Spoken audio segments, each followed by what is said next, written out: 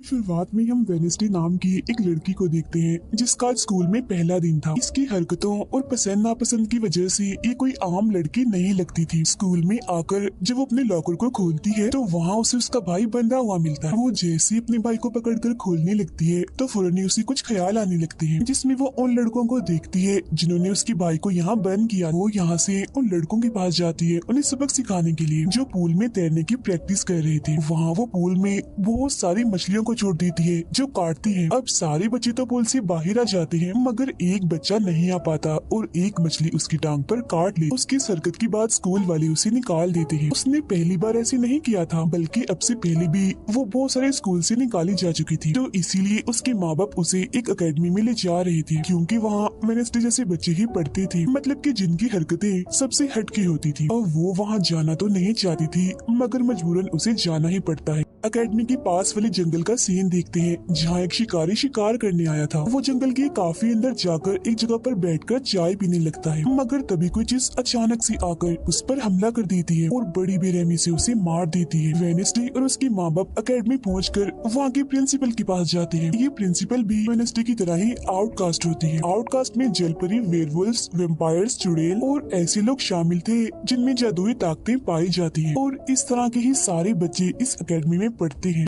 Wednesday के साथ जिसने कमरे में रहना था, यानी उसकी रूम में, उसने कमरे को काफी रंगीन बनाया हुआ था। इसीलिए सब कुछ वेडनेसडे को पसंद नहीं आता, क्योंकि उसे तो बस काला रंग ही पसंद था। यहाँ का सारा माहौल देखकर वो मुंह बना लेती है। तब उसकी रूममेट उससे पूछती है, तुम ठीक हो ना, क्या हुआ तुम्हें? जिस पर उसके डैड जवाब देते हैं, मेरी बेटी बड़ी अजीब है, काफी बोर है और बस इसे तुम जिंदा लाश समझो। अपने डैड की ये बातें सुनकर वेडनेसडे उन्हें घूरने लगती है। अब उसकी रूममेट उसे पूरी अकेडमी घुमा रही थी कि तभी एक लड़का वहाँ आकर वेडनेसडे से उसकी फेसबुक आईडी मांगता है, जिस पर वो कहती है, मैं कोई भी सोशल मीडिया इस्तेमाल नहीं करती, क्योंकि सोशल मीडिया हड्डियों को सड़ा देने वाली सिर्फ एक बीमारी है और कुछ भी नहीं। जाने से पहले वेडनेसडे की मॉम उसे कहती है, अब तुम यहाँ से कभी भाग नहीं पाओ। जिस पर वो कहती है, देख लीजिएगा, मैं आपसे वादा करती हूँ कि जल्दी मैं यहाँ से भाग जाऊंगी। वहाँ से जाते वक्त उसके डैड वहाँ एक हाथ छोड़ देते हैं ताकि वो वेडनेसडे पर नजर रख सके। उधर जंगल में जब पुलिस छानबीन करने आती है तो उन्हें उस शिकारी की लाश के टुकड़े अलग अलग जगहों पर पड़े मिलते हैं। ऐसा हादसा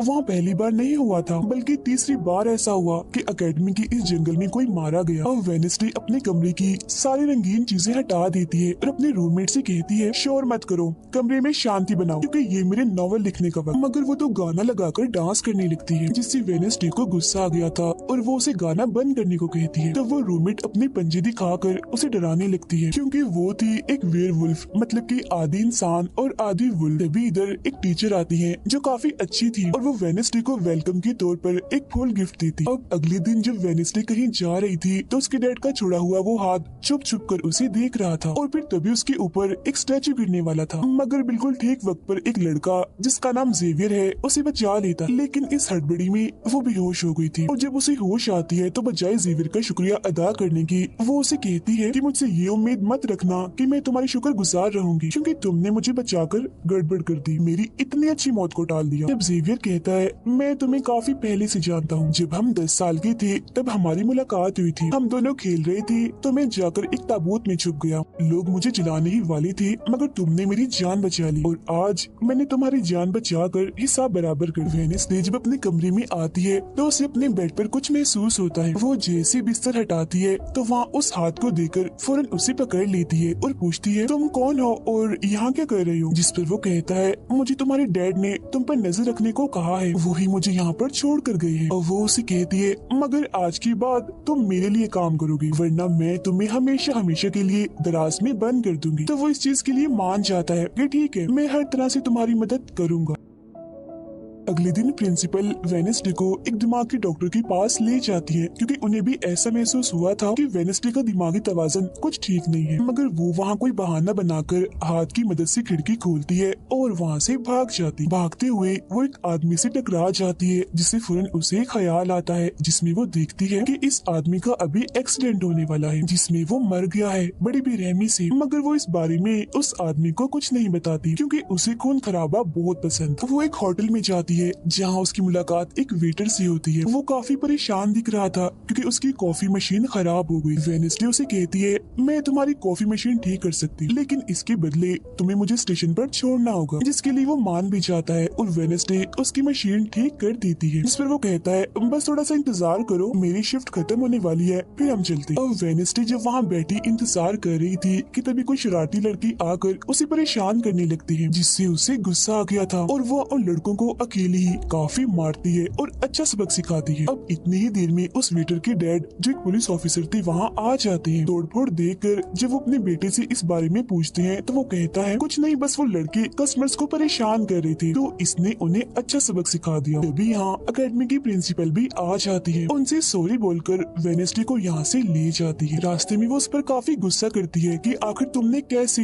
अकेडमी से भागने की कोशिश की। तभी उन्हें रास्ते में एक एक्सीडेंट हुआ नजर आता है, जो उसी आदमी का था जिससे वेनेसडे टकराई थी, जो देख प्रिंसिपल घबरा जाती है। कहती है, मेरी दुआ है ड्राइवर को कुछ ना हुआ हो। जिस पर वेनेसडे कहती है, वो तो मर गया है और उसकी गर्दन भी टूट गई है। फिर अकेडमी में आने के बाद वेनेसडे गिटार बजाने लगती है। वो काफी अच्छा बजा रही थी, जिसकी धुन प्रिंसिपल के साथ साथ काफी बच्चों को भी पसंद आती। रूममेट जब कमरे में आती है तो उसकी नजर हाथ पर पड़ती है, जिस बारे में वो वेनेसडे से पूछती है कि ये क्या चीज है, जिस पर वो जवाब देती है कि ये हमारी एडम फैमिली का एक मेंबर है। अब हम एक अनजान लड़के को देखते हैं जो लाइब्रेरी में जाकर एक किताब से एक सफा फाड़ लेता है, जिस पर एक तस्वीर बनी हुई। उधर हाथ वेटर के घर पहुंच जाता है, जिसे देख वो काफी डर गया था और उसे मारने लगता है। फिर हाथ उसे बैठने का इशारा करके उसे वेनेसडे का नंबर देता है और उसे फोन करने का कहता है। फिर जब वेटर उसे कॉल करता है तो वो कहती है कि हमारी अकेडमी में एक त्योहार मनाया जाने वाला है जहाँ सभी बच्चे आएंगे, मैं वहाँ से भागने वाली हूँ और अगर तुम मुझे स्टेशन तक पहुँचा दोगे तो मैं तुम्हें काफी अच्छा इनाम दूंगी।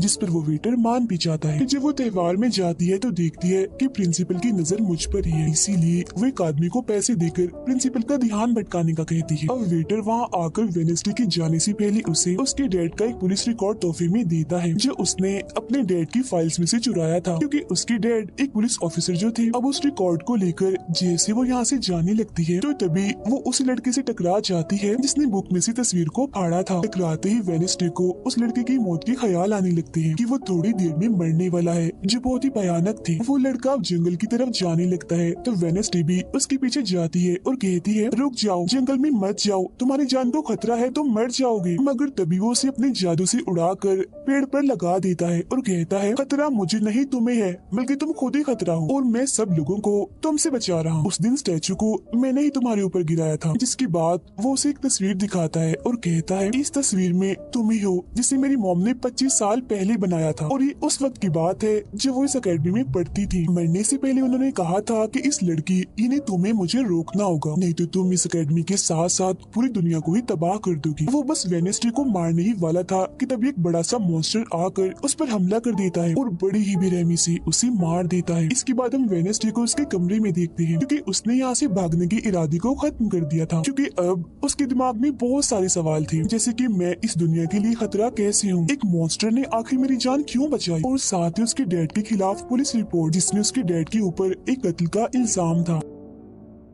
अब अगले दिन पुलिस ऑफिसर वहाँ आते हैं, क्योंकि वेनेसडे ने ये रिपोर्ट लिखवाई थी कि उस अनजान लड़के की मौत मैंने अपनी आंखों से होती हुई देखी जंगल में। मगर पुलिस को वहाँ ना कोई लाश मिलती है और ना ही कोई ठोस सबूत। तो वो वेनेसडे से पूछते हैं कि आखिर तुम इतनी रात को जंगल में कर क्या रही थी, जिस पर वो कहती है, मैंने जंगल में उस लड़के को जाते हुए देखा था और जब मैंने उसका पीछा किया तो देखा कि एक मॉन्स्टर ने आकर उसे मार दिया है, जिसके बाद में बेहोश हो गई। तो फौरन प्रिंसिपल पुलिस ऑफिसर से कहती है, उस लड़के का कोई कत्ल नहीं हुआ, वो जिंदा है, बस यहाँ से भाग गया है, इसीलिए आपको वेनेसडे की बातों का यकीन नहीं करना चाहिए। अक्सर इसे इस तरह के दौरे पड़ते रहते, हम इसका इलाज करवा रहे हैं, जल्दी ये ठीक हो जाएगी। फिर जब प्रिंसिपल वहाँ से जाती है तो वो ऑफिसर से कहती है कि जंगल में कोई तो है जो सबको मार रहा है और उसी ने उस लड़की को भी मारा है। मगर तभी वहाँ वो लड़का आ जाता है जो जिंदा था और बिल्कुल सही सलामत भी। अब अगले दिन जब वेनेसडे को डॉक्टर के पास ले जाया जाता है तो वो उससे पूछती है कि क्या तुमने ये अफवाह इसलिए फैलाई कि सभी की तवज्जो तुम पर हो जाए, यानी कि तुमने उस लड़के की मौत होते हुए देखा। जिस पर वो कहती है, मैं जानती हूँ मैंने क्या देखा है,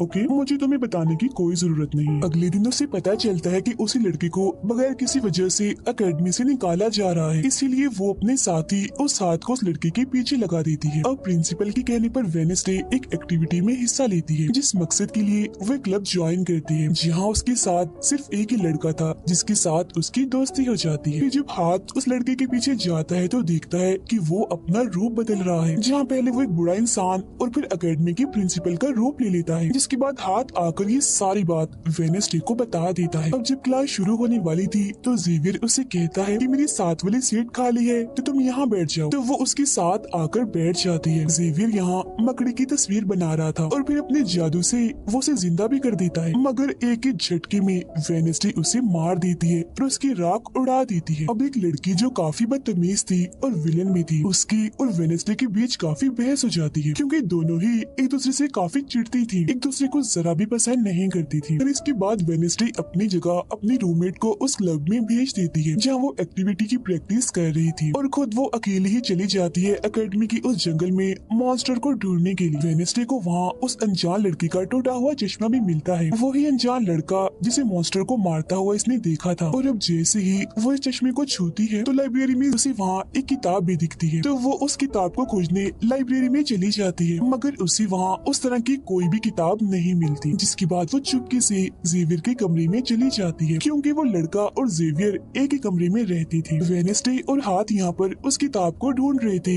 मगर तभी यहाँ जेवियर आ जाता है, जिस वजह से वो बेड के नीचे छुप जाती है। तभी जेवियर के पास वो विलन लड़की भी आती है और उसे कहती है, तुम मुझसे क्यों नाराज हो, अच्छा गुस्सा छोड़ो, सुलह कर लो। जिस पर वो मना कर देता है। अब उसके इनकार पर विलन लड़की को लगने लगता है कि ये सब वो वेडनेसडे की वजह से कर रहा है, इसीलिए वो कहती है कि कल मैं वेडनेसडे समेत तुम्हारे सभी साथियों की कश्तियों की धज्जियां उड़ाने वाली हूँ। बेड के नीचे छुपे वेडनेसडे और हाथ भी उसकी ये बात सुन लेती। कमरे में वापस आने के बाद वेडनेसडे अपने रूममेट से कहती है कि कल जो कश्तियों की रेस होने वाली है मैं भी उसमें हिस्सा लूँ, और कुछ भी हो जाए उस घमंडी लड़की यानी विलन को मैं हरा कर ही रहूंगी। अब अगले दिन जब रेस शुरू होती है तो बताया जाता है कि इस मुकाबले का कोई भी असूल कानून नहीं है, जो भी टीम सबसे पहले गुफा में जाकर झंडे को लाएगी वही टीम जीत जाएगी। जिसके फौरन बाद गेम शुरू हो जाती है और विलन भी अपनी चालें चलना शुरू कर देती। वो अपने एक जलपरी साथी की मदद से एक टीम की कश्ती को तुड़वा देती है, जिससे वो पूरी टीम पानी में गिर जाती है। मगर फिर जब वो जलपरी वेडनेसडे की कश्ती की तरफ आ रही थी तो हाथ उससे पहले ही जाल फेंककर उसे जाल में फंसा लेता है। अब किनारे तक सिर्फ 3 ही टीम्स पहुंच पाती हैं, और जब सारे लोग झंडा लेने अंदर जाते हैं तो रूममेट अपने पंजों से जोकर टीम की कश्ती में छेद कर देती है। फिर सभी के साथ वेडनेसडे जब झंडा लेकर आ रही थी तो उसे ख्याल आता है, जिसमें वो अपनी ही जैसी एक लड़की को देखती है जिसके हाथ में किताब थी। होश में आने पर झंडा लेकर वो वापिस से कश्ती में चली जाती है। जोकर्स की कश्ती तो छेद होने की वजह से वहीं पर ही डूब जाती है, जबकि जलपरी दोबारा से वेडनेसडे की कश्ती पर हमला करने लगती है, मगर हाथ पानी में जाकर जलपरी को जोर से मुक्का मार। अब वेडनेसडे अपनी कश्ती से बहुत सारे तीर निकाल कर विलन की कश्ती में छेद कर देती है, जिससे उसकी कश्ती डूब जाती है और वेडनेसडे की टीम इस रेस को जीत जाती है। अब ये 4 साल में पहली बार हुआ था जब उस विलन को किसी ने हराया था, इसीलिए आज वो गुस्से में आग बगोला हुई। रात के वक्त वेडनेसडे एक स्टैचू के पास जाती है जिसके हाथ में किताब थी। किताब पर लिखी एक पहेली को जैसे ही वो सुलझाती है तो वहाँ एक रास्ता खुल जाता है। जैसे उसके अंदर जाती है तो देखती है कि यहाँ उसके मॉम डैड के अलावा और भी बहुत सारे लोगों की तस्वीरें लगी हुई हैं। उसे वहाँ वो किताब भी मिल जाती है जिसकी वो तलाश कर रही थी, मगर जैसे वो उस किताब को वहाँ से लेकर जा रही थी कि तभी अचानक से कोई आकर उस पर हमला कर देता है, जिससे वो बेहोश हो जाती है। अब उसे जैसे होश आती है तो देखती है कि उसे कुछ लोगों ने बंदी बनाया हुआ है, जिन्होंने मास्क भी लगाए हुए थे, मगर उनकी आवाज सुनते ही वेडनेसडे उन्हें पहचान लेती है और कहती है कि मैंने तुम्हें पहचान लिया है, तुम अपने अपने मास्क हटा सकते हो। असल में ये लोग और कोई नहीं बल्कि विलन और उसके साथी थे। इसी दौरान वो अपनी रस्सी भी खोल चुकी थी और वहाँ से जाने लगती है, मगर जाते जाते वो कहती है तुम सब छोटे बच्चे हो, अगवा करना भी तुम्हें ठीक से नहीं आता। वापिस आने के बाद वो उस तस्वीर को किताब पर लगाकर मुकम्मल करती है जिसे उस लड़की ने किताब से फाड़ लिया था और वो उसे पढ़ने लगती। अब अगले दिन प्रिंसिपल सभी बच्चों को एक प्रोजेक्ट देती है जिसमें उन्हें शहर की सारी दुकानों पर जाकर काम करना था। शहर पहुंचने के बाद वेडनेसडे जेवियर को वो किताब दिखाकर पूछती है कि क्या तुम इस किताब को पहचानते हो, जिस पर वो कहता है हाँ। इस किताब को लेकर मेरे और उस लड़के के बीच में लड़ाई भी हुई थी जिसके बारे में तुमने कहा था कि मॉन्स्टर ने उस पर हमला कर दिया था। ये किताब एक जादूगर की है और 30 सालों से भी ज्यादा पुरानी है, तो तुम इसके साथ क्या कर रही हो। ये सुन वो उसे पूछती है तुम उस जादूगर के बारे में और क्या जानते हो। वो कहता है कुछ खास नहीं, अगर तुम उस जादूगर के बारे में जानना चाहती हो तो तुम्हें उसके घर जाना होगा जो काफी पुराना एक खास घर है। अकेडमी के सारे बच्चे भी अलग अलग दुकानों में जाकर काम करने लगते हैं। वेडनेसडे एक वेट्रेस बनी थी मगर उसका नखरा गुस्सा देखकर कोई भी उसे खाने की चीज नहीं लेता। वेडनेसडे का दोस्त पेस्ट्री खा रहा था कि तभी शरारती बच्चे आकर उसे परेशान करने लगते हैं और बस फिर होना क्या था, वेडनेसडे वहाँ आती है और उन्हें खूब मारती है। इसके बाद वो अपने उस दोस्त को लेकर जादूगर के घर जाती है ताकि वो सारी सच्चाई जान सके कि आखिर बात क्या है और उस किताब के बारे में भी। उसी वहाँ जादूगर की बहुत सारी चीजें और एक पेंटिंग भी दिखाई देती है। पेंटिंग में वो उसी लड़की को किताब पकड़ी हुई देखती है जो उसे गुफा के पास भी दिखी थी। उसके ख्याल में जब उनकी रेस में वेडनेसडे झंडा लेने गई, फिर उसे वहाँ इस पेंटिंग वाली लड़की की किताब भी मिल जाती है मगर वो खाली थी क्योंकि वो नकली थी। इतनी ही देर में वहाँ एक औरत आती है तो वेडनेसडे उसे असली किताब के बारे में पूछती है जिस पर वो कहती है कि वो किताब तो चोरी हो गई थी और इस वक्त तुम जहाँ खड़ी हो ये भी उस जादूगर का असली घर नहीं है। इसके बाद वेडनेसडे वेटर से मिलने उसकी होटल जाती है और उससे जादूगर के असली घर के बारे में पूछती है तो वो उसे असली घर के बारे में बता भी देता है। जहाँ से वेडनेसडे अकेली ही उस घर में चली जाती, वहाँ उसे एक बूढ़ा आदमी मिलता है जो उसे कहता है ये मेरी जगह है, मेरा घर है, निकलो यहाँ से। तब ये सुन वेडनेसडे का साथी वो हाथ उसके मुंह पर ही हमला कर देता है जिससे डरकर वो आदमी वहाँ से भाग जाता है और वेडनेसडे को यहाँ से कुछ नहीं मिलता इसीलिए वो यहाँ से जाने लगती है। मगर जब वो दरवाजे से बाहर जाती है तो फौरन उसे ख्याल आता है जिसमें वो देखती है कि वो जादूगर एक लड़की को चुड़ैल साबित करके इस घर में बंद कर देता है जहाँ उससे पहले और भी बहुत सारे लोग बंधे हुए थे। ये सारे लोग आउटकास्ट की थी, यानी कोई वेम्पायर था, कोई जलपरी, कोई वेयरवुल्फ तो कोई चुड़ैल। इसीलिए जादूगर इन सबको शैतान समझता था। इस तरह के सभी लोगों को यहाँ कैद करने के बाद वो इस पूरे घर में आग लगा देता है। वो बच्ची जिसे जादूगर ने चुड़ैल साबित किया था वो अपनी मॉम को आजाद करने की कोशिश करती है मगर नहीं कर पाती क्योंकि सभी लोगों को जंजीर की मदद से जमीन के साथ बांधा हुआ था। सिर्फ वो बच्ची ही आजाद थी, इसीलिए अपनी माँ के कहने पर उसे बेसमेंट के जरिए वहाँ से भागना पड़ता है। जिसके बाद वो जादूगर जो बेहद ही जालिम था सभी आउटकास्ट के लोगों को जला देता है। तभी वो लड़की वेडनेसडे के पास आती है और कहती है वो बहुत ही जालिम है, हम सबको मार देगा। तब इतनी ही देर में वो जादूगर भी वहाँ आ जाता है जिससे वेडनेसडे डर जाती है और वापिस से होश में मतलब कि मौजूदा वक्त में आ जाती है। होश में आते वो हाथ से कहती है मैंने उस लड़की को देख लिया, उसने मुझसे बात भी की, मुझे लगता है वो मेरे खानदान की कोई मेंबर है। तभी यहाँ जंगल वाला मॉन्स्टर आकर इस घर पर हमला कर देता है मगर जब उसकी नजर वेडनेसडे पर जाती है तो वो यहाँ से भाग जाता है। वेडनेसडे और हाथ उसका पीछा करते हैं मगर देखते हैं कि मॉन्स्टर के कदमों के निशान तो इंसानी पैरों के निशान में बदल गए। अगले दिन उस जादूगर की मूर्ति को इज्जत के तौर पर इस जगह पर लगाया जाने वाला था क्योंकि शहर के लोग तो उसे अपना हीरो ही मानते थे और आज वेडनेसडे को वहाँ गिटार बजाने के लिए बुलाया गया था। लेकिन वो लोग जैसे मूर्ति लगाकर अपना काम करने लगते हैं तो तभी वो हाथ तीली फेंक कर मूर्ति को आग लगा देता है क्योंकि वेडनेसडे के कहने पर उसने पहले ही मूर्ति पर पेट्रोल डाल दिया था। आग देखकर सारे लोग वहाँ से भाग जाते हैं मगर वेडनेसडे अभी भी वहाँ बैठी गिटार बजा रही होती है। साथ ही वो मूर्ति को जलता हुआ देखकर खुश भी हो रही थी। अब प्रिंसिपल को वेडनेसडे पर ही शक था मगर उसके खिलाफ प्रिंसिपल के पास कोई सबूत नहीं था। अब जादूगर के जिस पुराने घर में वेडनेसडे गई थी जहाँ वो बूढ़ा आदमी था वो अभी भी वहीं रुका हुआ था मगर तभी वो मॉन्स्टर वहाँ आता है और उस बूढ़े आदमी पर हमला कर देता है। लेकिन मरते मरते वो बूढ़ा आदमी मॉन्स्टर की 2-3 तस्वीरें अपने कैमरा में बना ही लेता है। पुलिस को जब ये खबर मिलती है तो फौरन छानबीन करने पहुँच जाती है जहाँ उन्हें बूढ़े आदमी के कैमरा से मॉन्स्टर की तस्वीर भी मिल जाती है। अगले दिन हाथ मुर्दा घर जाकर वहाँ लगी कैमरा पर कोई चीज लगा देता है ताकि जो वो करे उसे कोई ना देख सके। फिर वो दरवाजा खोलता है तो वेडनेसडे अंदर आती है। वो यहाँ दरअसल उस बूढ़े आदमी के जख्मों को देखने आई थी जिसे उस मॉन्स्टर ने मारा था। वो बूढ़े आदमी की लाश को देखकर सारा डेटा अपने पास रिकॉर्ड कर लेती है जबकि हाथ उसकी एक फाइल बनाने में लग जाता है। तभी वहाँ डॉक्टर और पुलिस ऑफिसर भी आ जाते हैं। तब छुपने के लिए वेडनेसडे एक बॉक्स मिस हो जाती है। फिर जब डॉक्टर उस बॉक्स को खुला हुआ देखते हैं तो फौरन उसे चेक करते हैं, मगर जब वेडनेसडे को उसमें पड़ा हुआ देखते हैं तो उन्हें लगता है कि ये भी एक लाश है, इसीलिए वो उस बॉक्स को बंद करके वहाँ से चले जाते हैं। मगर फिर जब हाथ उसे वहाँ से लेने आता है तो वो कहती है, अच्छा तंग मत करो प्लीज, थोड़ी देर और सुने तो बड़ा मजा आ रहा है। फिर इसके बाद वो अपनी छानबीन से ये पता लगवा लेती है कि वो मॉन्स्टर असल में जिस्म के हिस्सों को इकट्ठा कर रहा है। फिर अगले दिन जब वो अकेडमी जाती है तो उसे जेवियर की गर्दन पर किसी के पंजों के निशान दिखते हैं। अब हम जेवियर को एक केबिन से बाहर आता हुआ देखते हैं और क्योंकि वेडनेसडे को उसके जख्मों पर पहले से ही शक था तो वो भी उसका पीछा करते करते वहाँ आ गई थी। उससे वहाँ पर बहुत सारी मॉन्स्टर की ड्राइंग्स और तस्वीरें दिखती हैं। एक तो तस्वीर को लेकर जैसे वो वहाँ से जाने लगती है तो तभी जेवियर उसे देख लेता है और जाने से रोक देता है, मगर वेडनेसडे उसका ध्यान भटकाने के लिए उसे बस एक ही बात कह देती है कि क्या तुम आज रात होने वाली डांस पार्टी में मेरे साथ चलोगे। जिसके बाद वो जेवियर की बनाई मॉन्स्टर की ड्राइंग्स ले जाकर पुलिस ऑफिसर को दे देती है, जिस पर वो कहते हैं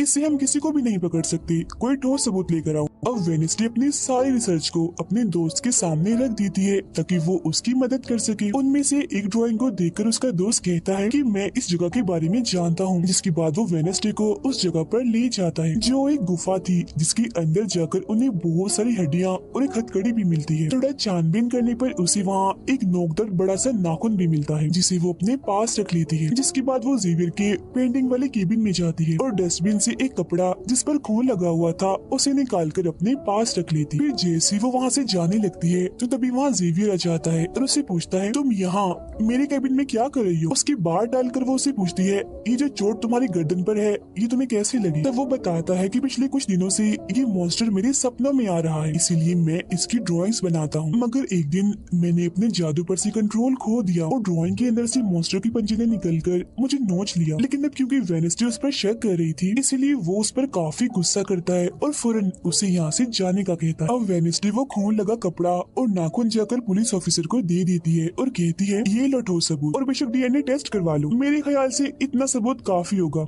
है ना। वो अपने दोस्त के पास जाती है और कहती है कि डांस पार्टी में जाने के लिए हमारे साथ कोई नहीं है, तो हम ऐसा करते हैं डांस पार्टी में नहीं जाते बल्कि गुफा में जाकर मॉन्स्टर को ढूंढते हैं। जिसके बाद रात को वेडनेसडे अपने दोस्त के साथ जंगल में जाने की तैयारी कर रही थी, मगर तभी उसके दरवाजे पर वेटर तैयार होकर आता है क्योंकि हाथ ने उसे वेडनेसडे की तरफ से डांस पार्टी में चलने की दावत भेजी थी। अब क्योंकि वेटर काफी खुश था तो वेडनेसडे उसका दिल तोड़ना नहीं चाहती थी, इसीलिए वो अपने गुफा में जाने वाले प्लान को खत्म करके वेटर के साथ पार्टी में जाने का फैसला करती है। जब वेडनेसडे वहाँ से जाने लगती है तो उसका दोस्त वहाँ आता है तो वो उसे कहती है, आई एम सॉरी मैं पार्टी में जा रही हूँ, हम ऐसा करते हैं कल गुफा में जाएंगे। लेकिन उसका दोस्त बगैर बताई अकेला ही उस गुफा में चला जाता है। उधर पार्टी में सारे लोग आकर काफी एंजॉय कर रहे थे। सब लोग अपने अपने साथी को लेकर पार्टी में आए हुए थे, जहाँ जेवियर अपने साथ उस विलन लड़की को लाया था। लेकिन जब वेडनेसडे वेटर के साथ वहाँ आती है तो उन दोनों को साथ देखकर जेवियर जलने लगता है। जब सब लोग डांस कर रहे थे तो वेडनेसडे की डांस करने की स्टाइल से सारे लोग काफी हैरान रह जाते हैं क्योंकि वो काफी अजीब तरह से ही डांस कर रही थी। उधर जंगल में वेडनेसडे का दोस्त भी पहुँच गया था और छुपकर मॉन्स्टर की आने का इंतजार कर रहा था, मगर तभी वहाँ कोई आता है और उस गुफा में धमाका करके भाग जाता है। जेवियर लगातार उन दोनों को देखकर जल रहा था, इसीलिए वो विलन लड़की से कहता है कि तुम अपना लॉकेट उतारो और अपने जेल परी से मेरे लिए मदद मांगो ताकि मैं वेडनेसडे को भूल जाऊं। जो सुन विलन लड़की भड़क जाती है और उसे कहती है कि तुम तो पहले ये कहते फिर रहे थे कि मैंने अपने जेल परी से तुम्हें अपने काबू में किया है और अब तुम्हें किसी को बुलाने के लिए मेरी ही मदद चाहिए। तभी बाहर शरारती लड़कों का ग्रुप टैंकर लेकर आता है और डांसिंग क्लब की पंप में वो बड़ा सा पाइप लगा देते हैं और फिर तभी अचानक उस पार्टी में खून की बारिश होने लगती है क्योंकि जो टैंकर वो शरारती लड़के लाए थे जिसका पाइप उन्होंने लगाया था उसमें दरअसल खून था। ये देख सारे लोग घबरा जाते हैं और पार्टी से भागने लगते हैं, मगर वेडनेसडे वहीं खड़ी रहती है क्योंकि उसे तो अब और मजा आ रहा था क्योंकि वो बारिश खून की नहीं बल्कि कलर की थी जिसमें वो काफी इंजॉय कर रही थी। तभी वेडनेसडे को एक ख्याल आता है जिसमें वो देखती है कि उसका दोस्त अकेला ही जंगल में चला गया है जहाँ वो मुसीबत में है, उसकी जान खतरे में है, इसीलिए वो जंगल की तरफ उसे बचाने के लिए भाग जाती है। उसके दोस्त के पीछे दरअसल वो मॉन्स्टर पड़ गया था जिससे बचकर वो भाग रहा था। वो मॉन्स्टर एक बार उस पर हमला करता ही है कि तभी वेडनेसडे उसे ढूंढते हुए वहाँ आ जाती है। तब मॉन्स्टर उसे देखकर वहाँ से भाग जाता है। वो अपने दोस्त को बेहोश पड़ा हुआ देखकर काफी घबरा जाती है। इतनी ही देर में उसकी टीचर भी उसका पीछा करते करते वहाँ आ गई थी, जिसके बाद उसकी दोस्त को हॉस्पिटल ले जाया जाता है और वेडनेसडे खुद वापस अपनी एकेडमी में आ जाती है जहाँ वो अपने डैड पर लगी इल्जाम को सुलझाने की कोशिश कर रही थी कि आखिर सच क्या। अकेडमी में सारे माँ बाप अपने बच्चों से मिलने आते हैं क्योंकि आज मीटिंग थी। प्रिंसिपल सबको बताती है कि वेडनेसडे की दोस्त की हालत में सुधार हो रहा है, कुछ दिन के बाद ठीक होकर वो वापिस आ जाएगा। मगर दूर खड़ी वेडनेसडे अपने रूममेट को बताती है कि ये झूठ है, वो तो कोमा में है बेचारा। तभी यहाँ दोनों के माँ बाप आ जाते हैं और ये उनसे मिलने चली जाती। वेडनेसडे अपने मॉम डैड को बताती है कि जब से आपने मुझे यहाँ छोड़ा है मेरे ऊपर बहुत सारे हमले हुए हैं। अब इन सभी को अपनी अपनी फैमिली से मिलता हुआ दूर खड़ी जेवियर और विलन लड़की देख रहे हैं क्योंकि उनकी मॉम डैड आज भी नहीं आई। अब विलन लड़की सुधर गई होती है, साथ ही उसकी जेवियर के साथ दोस्ती भी हो गई थी, तो अब से हम उसे जेवियर की दोस्त कहें। तब इतनी ही देर में उसकी मॉम भी इधर आ जाती है, जिसे देखकर वो काफी हैरान थी। वेडनेसडे की माँ बाप प्रिंसिपल से मिलते हैं तो वो कहती है कि वेडनेसडे काफी अजीब तरह से सबसे पेश आती है, इसे डॉक्टर के पास ले जाए इलाज करवाने के लिए। अब इससे पहले वहाँ उसकी माँ बाप कुछ कहते फौरन वो बोल पड़ती है कि रुकिए जरा डैड, मैं आपसे कुछ पूछना चाहती हूँ। ये देखिए एक लड़का जिसका नाम गैरेट है, इसकी कत्ल का इल्जाम आपके सर पर क्यों है और ये कौन था? तब वेडनेसडे की मॉम उसे कुछ भी बताने से इनकार कर देती है। तो वो अपनी मॉम को ये कहकर यहाँ से चली जाती है कि मत बताइए, बाकी सबूत मैं खुद ढूंढ लूँ। वो सीधा जाती है हॉस्पिटल अपने दोस्त से मिलने, जहाँ उसका ख्याल वेडनेसडे का साथी हाथ रख रहा था। अब पता चलता है कि डॉक्टर ने अपनी जान ले ली है और ये डॉक्टर वही था जिसकी मुर्दा खाने से वेडनेसडे बूढ़े आदमी की लाश को देखने आई। मरने से पहले डॉक्टर ने एक खत भी छोड़ा था जिसमें लिखा हुआ था कि मैं गैरेट के केस पर शर्मिंदा हूँ क्योंकि मैंने उसकी झूठी रिपोर्ट बनाई थी। अब जब सारे लोग खाना खा रहे थे तो तभी वहाँ पुलिस ऑफिसर आकर वेडनेसडे के डैड को पकड़ लेता है और कहता है कि गैरेट की मौत के इल्जाम में तुम्हें गिरफ्तार किया जा रहा है। जेल में वेडनेसडे अपने डैड से मिलने जाती है, पूछती है कि बताएं गैरेट से आपका क्या वास्ता। तो वो बताते हैं कि गैरेट तुम्हारी मॉम से बहुत प्यार करता था। फिर एक दिन जब तुम्हारी मॉम और मैं साथ थे तो गैरेट ने आकर मुझ पर हमला कर दिया। मैंने अपना काफी बचाव किया जिस दौरान गलती से उसकी मौत हो गई। ये सुन वेडनेसडे को उनकी बात थोड़ी झूठी लगती है। फिर वो पुलिस ऑफिसर के पास जाती है, कहती है मेरे डैड ने गैरेट को नहीं मारा और ये उनके खिलाफ साजिश की जा रही है। जिस पर वो कहता है दुनिया तुम्हारे हिसाब से नहीं चलती, हमारे पास सबूत आ गए हैं तुम्हारे डैड के खिलाफ। वो कहती है मैं नहीं मानती और मेरा ख्याल है कि जिसने मेरे दोस्त को मारने की कोशिश की उसने ही गैरेट को मारा होगा। पार्क में रूममेट अपनी मॉम के साथ बैठी थी, जहाँ उसकी मॉम चाहती है कि वो पूरी तरह एक वेयरवुल्फ बन जाए और वो उसे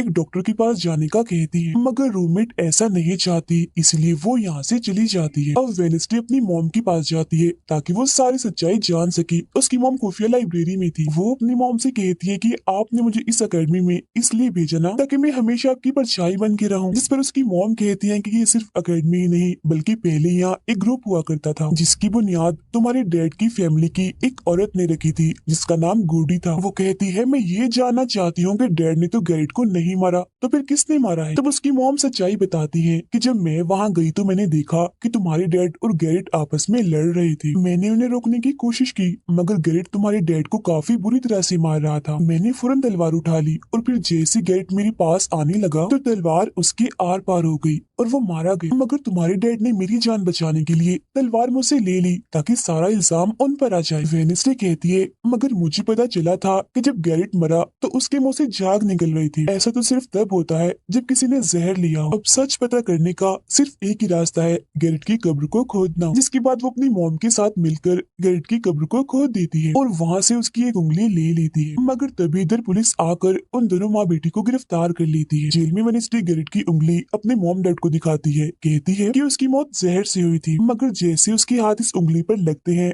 उसे फौरन एक ख्याल आता है जिसमें वो देखती है कि गैरेट के डैड ने उसे जहर दिया था ताकि वो इस पूरे अकेडमी के लोगों को मार डाले। मगर जब उसकी लड़ाई वेडनेसडे के डैड से हुई तो जहर की बोतल टूट गई जिससे सारा जहर गैरेट के अंदर चला गया, जिसका मतलब साफ था कि उसने वेडनेसडे के डैड को ही नहीं बल्कि पूरी अकेडमी को ही खत्म करने आया था। जेल से रिहा होने के बाद वेडनेसडे और उसकी मॉम मेयर के पास जाती है, कहती है आपने गैरेट की मौत के सच को छुपाया, उसकी मौत जहर से हुई थी न कि तलवार से और ये बात साबित भी हो गई है। जो सुन मेयर सब कुछ सच बता देता है जिसके बाद वेडनेसडे के डैड को भी रिहा कर दिया जाता है। अब वेडनेसडे अपनी मॉम को बताती है कि मुझे बहुत ख्याल आते हैं, जिस पर उसकी मॉम कहती है कि ये खासियत हमारे खानदान में है, ख्याल सबको आते हैं, अगर ख्याल हमारे कंट्रोल में ना रहे तो ये हमें पागल बना सकते हैं, इसीलिए हमारे खानदान के पुराने लोग आकर हमें आसान रास्ता बताते हैं और ट्रेनिंग देते हैं। तो वेडनेसडे फौरन बोलती है जैसे गुडी एडम्स जिसके बारे में आपने बताया था कि वो मेरे डैड के खानदान की है, जिस पर उसकी मॉम कहती है कि मुझे नहीं पता, बहरहाल तुम होशियार रहना क्योंकि गुडी एडम्स बदला चाहती थी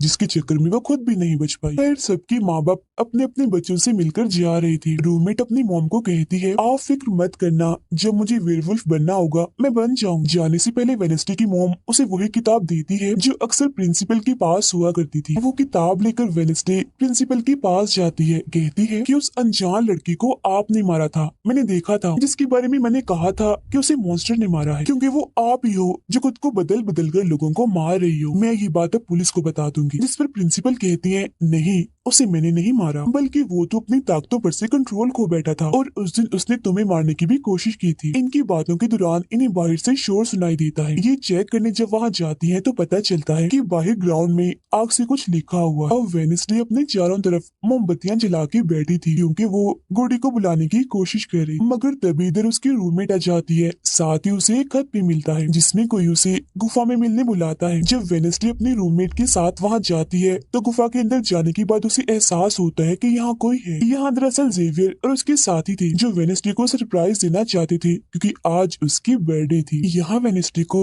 एक लाइन लिखी हुई दिखती है कि जब मैं लौटूंगा तो शोले बरसेंगे। इसे जैसे वो हाथ लगाती है तो उसे ख्याल आता है जिसमें वो उसी लड़की से मिलती है जो अक्सर उसे नजर आया करती थी, और ये और कोई नहीं बल्कि गुडी ही है। वो वेडनेसडे को एक महल दिखाकर कहती है कि अगर तुम्हें उस जादूगर के बारे में जानना है तो तुम्हें इस महल को ढूंढकर यहाँ आना होगा। जब वो ग्राउंड में खड़ी उस लाइन को देख रही थी जहाँ आग से कुछ लिखा था तो तभी उसके पास जेवियर आता है जिससे वो बात नहीं करती क्योंकि नाराज थी। उसे लग रहा था कि हो ना हो जेवियर ही वो मॉन्स्टर है। फिर वो अपने दोस्त के पास हॉस्पिटल जाती है जो अभी भी बेड पर था और उसकी हालत भी खराब थी, इसीलिए वो उसे कोई बात नहीं कर पाती। अब वेडनेसडे अपने दोस्त वेटर से मिलने जाती है और उसे उस महल जो गुडी ने दिखाया था उसकी तस्वीर दिखाकर पूछती है कि क्या तुम इस जगह के बारे में जानते हो, जिस पर वो मना कर देता। अब यहाँ तो उसका काम नहीं हुआ, इसीलिए वो तस्वीर को लेकर जेवियर के पास जाती है और उससे भी वही सवाल करती है कि क्या तुम इस जगह के बारे में जानते हो, मगर तभी उसकी नजर इसी महल की पेंटिंग पर जाती है जो जेवियर ने पहले से ही बनाई हुई थी, जिस पर वो बताता है कि ये जगह रात को मेरे सपने में आई थी तो मैंने इसे बना दिया। अच्छी बात ये थी कि जेवियर इस जगह के बारे में जानता भी था। तब उसे महल का पता लेकर वेडनेसडे वहाँ पहुँच जाती है जहाँ मेयर पहले से ही मौजूद था, और क्योंकि वो जान गया था कि असली कातिल कौन है तो वेडनेसडे उसकी गाड़ी में ही छुप जाती है। मगर जैसे मेयर की गाड़ी शहर में पहुँचती है तो कोई उनकी गाड़ी को ठोक देता है जिससे मेयर का एक्सीडेंट हो गया था। वो काफी जख्मी हो जाते हैं, उनकी हालत मरने वाली हो गई। फिर अब रात के वक्त वेडनेसडे वेटर और अपने रूममेट के साथ उसी महल में आती है। यहाँ उसे ऐसा महसूस होता है जैसे कोई इधर रह रहा है क्योंकि मोमबत्तियां गर्म थी और एक कमरा बिल्कुल साफ था। इतनी ही देर में वो मॉन्स्टर भी यहाँ आ जाता है जिससे बचने के लिए ये लोग छुप जाते हैं। ये लोग देखते हैं कि जिन जिन लोगों पर मॉन्स्टर ने हमला किया था उनके जिस्म के कटे हुए हिस्से यहाँ पर पड़े हुए हैं। अब वेडनेसडे अपने दोस्तों को मॉन्स्टर से बचाना चाहती थी, इसीलिए वो उन्हें यहाँ से ले जाती है। ये वेटर के घर जाते हैं जहाँ जैसे उसकी डेड आती है तो वेडनेसडे उन्हें कहती है कि मैं आपको कुछ दिखाना चाहती हूँ, क्योंकि वो पुलिस ऑफिसर जो थे वो जब उन्हें महल में ले जाती है तो वहाँ पर कुछ भी नहीं था। मतलब जिस्म के कटे हुए हिस्से जो पहले यहाँ पर रखे हुए थे अब वो वहाँ पर नहीं पड़े थे, जिससे पुलिस ऑफिसर को गुस्सा आ जाता है और वो कहते हैं कि आज के बाद तुम मेरे बेटे से नहीं मिलोगी। अब जब वेडनेसडे एकेडमी आती है तो वहाँ उसे प्रिंसिपल मिलती है जो कहती है कि तुम्हें मैंने कहीं भी जाने से मना किया था मगर तुमने मेरी बात ना मानकर अच्छा नहीं किया। जिस पर वो जवाब देती है, मैं सच का पता लगवाने गई थी इसलिए मैं माफी नहीं मांगूंगी, मैंने कुछ गलत नहीं किया है। जिसके बाद वो प्रिंसिपल को एक पेंटिंग भी दिखाती है जिसमें वो जादूगर था और वेडनेसडे खुद थी। बताती है कि इसीलिए वो अनजान लड़का मुझे मारना चाहता था क्योंकि उसे लग रहा था कि एकेडमी के लिए मैं खतरा हूँ, मगर खतरा दुश्मन कातिल तो कोई और ही है, जबकि मैं तो इस एकेडमी और सबको बचाना चाह रही हूँ तो मुझे एक मौका मिलना चाहिए। प्रिंसिपल कहती है, नहीं तुम कहीं नहीं जाओगी, आगे से ऐसी कोई भी गलती की तो मैं तुम्हें एकेडमी से निकाल दूंगी। और वहाँ से वो ये कहकर चली जाती है। वो जब अपने कमरे में वापस आती है तो देखती है कि रूममेट अपना सामान पैक कर रही है क्योंकि वो यहाँ से जा रही है। वो गुस्से में वेडनेसडे से कहती है कि तुम्हें सिर्फ अपना काम ही निकलवाना आता है, फिर चाहे इसके लिए तुम्हारे दोस्तों की जान क्यों ना चली जाए, आज वो अजीब सा मॉन्स्टर हमें भी मार देता। जिसके बाद वो यहाँ से चली जाती है। अब वेडनेसडे बिल्कुल अकेली रह गई थी, इसीलिए कमरे में एक जगह बैठकर वो उस बॉक्स को देखने लगती है वो जादूगर के महल से चुरा कर लाई थी। उसे बॉक्स के नीचे एक खत मिलता है जिसमें वेडनेसडे की अपनी ही बहुत सारी तस्वीरें होती हैं। जो देख वो कहती है, मेरी एडम्स फैमिली, जादूगर, मॉन्स्टर और मैं शायद किसी न किसी तरीके से जुड़े हुए हैं। और जब ये बात मेयर को पता चली तो किसी ने उनका मुंह बंद कर दिया, मगर मैं चुप नहीं बैठूंगी और तुम जो कोई भी हो मैं तुम्हें ढूंढ लूंगी देखना। अब मेयर की मौत हो गई थी और जब उन्हें दफनाया जा रहा था तो वेनेसडे वहाँ आती है और सोचने लगती है कि कातिल यहाँ आए लोगों में से ही कोई है, मगर तभी उसे जंगल में कोई दिखता है। वो पीछे करती है तो पता चलता है कि और कोई नहीं बल्कि उसका अंकल है। अंकल बताते हैं कि मेरे ऊपर चोरी का इल्जाम है तो कुछ वक्त के लिए मुझे छुप के रहना होगा। तब वेनेसडे उन्हें एक केबिन में छुपा देती है और मॉन्स्टर की तस्वीर दिखाकर पूछती है कि आप इसके बारे में कुछ जानते हैं, जिस पर वो कहते हैं मैं ज्यादा कुछ तो नहीं जानता, अगर तुम्हें इसके बारे में जानना है तो तुम्हें खुफिया लाइब्रेरी में जाना होगा। वहाँ एक तिजोरी में डायरी है जिसमें इस मॉन्स्टर के बारे में सब लिखा है। आधी रात को वेनेसडे उस लाइब्रेरी में जाती है जहाँ जेवियर पहले से ही मौजूद था। तब ये उसे कहती है जहाँ जहाँ मॉन्स्टर से हमला हुआ है वहाँ तुम पाए गए हो, तो हो ना हो मॉन्स्टर तुम ही हो। मगर वो उसकी बात को अनसुनी करके यहाँ से चला जाता है। तभी इधर उसकी अंकल आते हैं। ये मिलकर डायरी को ढूंढ लेते हैं जिसमें इस मॉन्स्टर के बारे में सब कुछ लिखा था कि ये मॉन्स्टर किसी के कंट्रोल में भी आ सकता है और फिर बस ये अपने मालिक के कहने पर ही काम करता है। रात के वक्त वो अपने साथी हाथ को कहती है कि मैं वेटर से मिलने जा रही हूँ, तब तक तू मेरी डायरी का ख्याल रखना। कि जब वेटर के साथ गुफा के अंदर जाती है तो देखती है कि यहाँ उसने गुफा को सजाया हुआ है क्योंकि वो उसे शादी के लिए पूछने वाला था। वापिस आकर वेनेसडे देखती है कि उसके कमरे का सारा सामान इधर उधर बिखरा पड़ा है और उसकी डायरी कोई चुरा कर यहाँ से ले गया है। फिर जैसे वो अपने साथी हाथ को देखती है तो घबरा जाती है क्योंकि उसकी हथेली में किसी ने चाकू आर पार कर दिया था और अब उसमें जान नहीं थी, वो मर गया था। फिर वो हाथ को लेकर जल्दी से अपने अंकल के पास आती है और दुखी होती हुई कहती है प्लीज अंकल कैसे भी करके हाथ को जिंदा कर दीजिए। तब अंकल बार बार बिजली के झटके उसे देते हैं जिससे वो जिंदा हो जाता है। वो उसे पूछती है अच्छा तुम पर हमला किसने किया था, जिस पर इशारों से वो बताता है कि मैंने नहीं देखा क्योंकि हमला पीछे से हुआ था। जिस पर वेनेसडे गुस्से से भर जाती है, कहती है चाहे कुछ भी हो जाए मैं उसे नहीं छोड़ूंगी, वो जो भी है। और वो प्रिंसिपल को आकर कहती है किसी ने मेरे कमरे में तोड़ फोड़ कर दी है, साथ ही कोई उस डायरी को भी चुरा कर ले गया है। वो कहती है वो डायरी तो खुफिया लाइब्रेरी में थी तो तुम्हारे पास कैसे आई, तुम ऐसी हरकतें मत करो कि अकेडमी को बंद करना पड़े, ऐसा मैं होने नहीं दूंगी। फिर जब वेनेसडे वहाँ से जा रही थी तो तभी उसके पास उसके साथी आते हैं और उसे जानकारी देते हैं कि गैरेट जिसकी मौत का इल्जाम तुम्हारे डैड पर था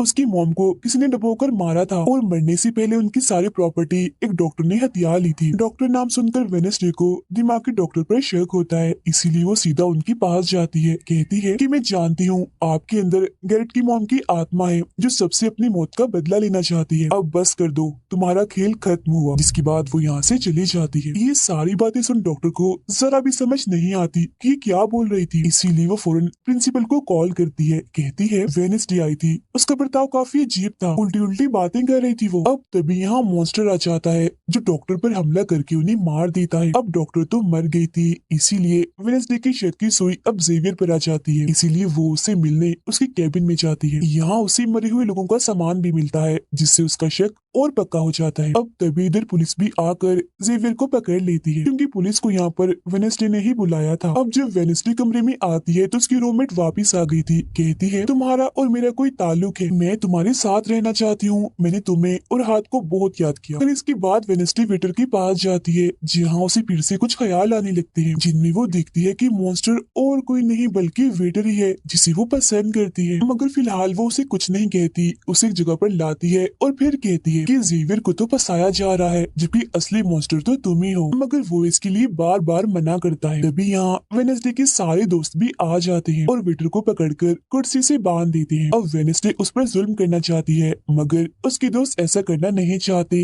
इसीलिए वो यहाँ से चले जाते हैं। फिर जैसे ही वो वेटर को मारने के लिए आगे बढ़ती है कि तभी वेटर के डैड पुलिस ऑफिसर यहाँ आ जाते हैं और वेनेसडे को गिरफ्तार कर लेते हैं। हालांकि वो उन्हें कहती भी है कि असली कातिल आपका बेटा है, वही मॉन्स्टर है ये, मगर वो उसकी एक नहीं सुनते। फिर जब वो यहाँ से जा रही थी तो वेटर उसके पास आता है, कहता है कैसा लगा हारना, अभी तो और भी बहुत कुछ होना बाकी है बच्चों। जिसके बाद प्रिंसिपल भी वेनेसडे को कह देती है कि तुमने सारी हदें पार कर दी, इसीलिए तुम्हें अकेडमी से निकाला जा रहा है। लेकिन अभी भी वो बार बार एक ही बात कह रही थी कि वेटर ही असली मॉन्स्टर है, मगर फिर भी वो उसकी एक नहीं सुनती और जाने का कहती है। तब आखिरी बार वेनेसडे जेवियर से मिलने जाती है जो जेल में बंद था और उससे नाराज भी था क्योंकि वेनेसडे ने ही उसे पुलिस के हवाले किया था। हालांकि वो उसे बताती भी है कि मॉन्स्टर वेटर है और उसने मेरे जरिए तुम्हें फंसाया है। वो उसकी एक नहीं सुनता, कह देता है कि सारी मुसीबत की जड़ तुम हो। अगर तुम ये एकेडमी छोड़ के चली जाओगी तो कुछ भी गलत नहीं होगा। ये बात सुनने के बाद वो एक सेकंड भी नहीं रुकती और यहाँ से चली जाती है। वो अपने कमरे में आकर अपना सारा सामान पैक करती है, जिसके बाद वो सभी से आखिरी मुलाकात करती है। सबसे आखिर में वो अपने दोस्त से मिलने हॉस्पिटल में जाती है। कहती है मैं तो जा रही हूँ, तुम अपना ख्याल रखना और हाँ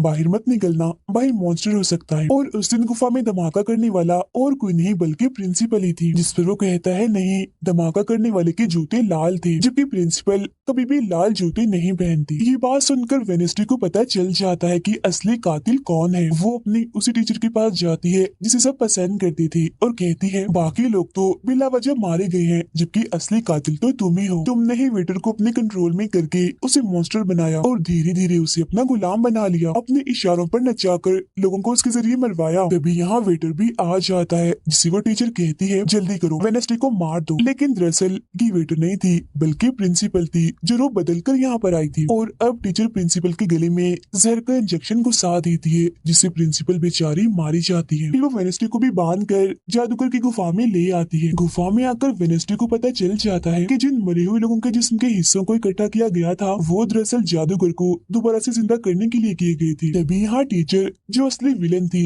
वेनेस्डे को बताती है कि जब गुडी ने जादूगर को मारा था तो गुडी ने अपने खून से जादूगर की कब्र पर एक ताला लगा दिया था। और अब जादूगर को जिंदा करने के लिए हमें गुडी की फैमिली मतलब एडम्स फैमिली की ही किसी इंसान का खून चाहिए, साथ ही पूरे चांद की रात भी हो। और अब हमें ये सुनहरी मौका मिल गया है जादूगर को जिंदा करने का, क्योंकि एडम्स फैमिली से तुम हो और आज पूरे चांद की रात भी है, हम तुम्हारा खून लेंगे। जिसके बाद टीचर वेनेस्डे के हाथ पर कट लगा देती है, जिससे उसका खून निकलने लगता है। फिर वो उसके खून से जादूगर की कब्र का ताला खोल देती है और फिर अगले ही पल जादूगर भी जिंदा होकर अपनी कब्र से बाहर आ जाता है। बाहर आते ही वो वेनेस्डे को चाकू मार देता है, जिससे वो जख्मी हो जाती है। इसके बाद वो एकेडमी को खत्म करने के लिए चला जाता है। अब तभी यहाँ गुडी एडम्स आती है और वेनेस्डे को बिल्कुल ठीक कर देती है, मतलब कि उसके जख्म, और कहती है मैंने तुम्हें ठीक तो कर दिया है मगर अब की बाद मैं तुम्हें नजर नहीं आऊंगी। जंगल की रास्ते से जब वेनेस्डे जा रही थी तो तभी उसके सामने वेटर आ जाता है। उसे टीचर कंट्रोल कर रही थी, इसीलिए वो मॉन्स्टर बनकर उस पर हमला कर देता है। वो बस उसे मारने ही वाला था कि तभी यहाँ एक वेयरवुल्फ आ जाती है, जो और कोई नहीं बल्कि रूममेट थी, जो आज पहली बार वेयरवुल्फ बनी थी,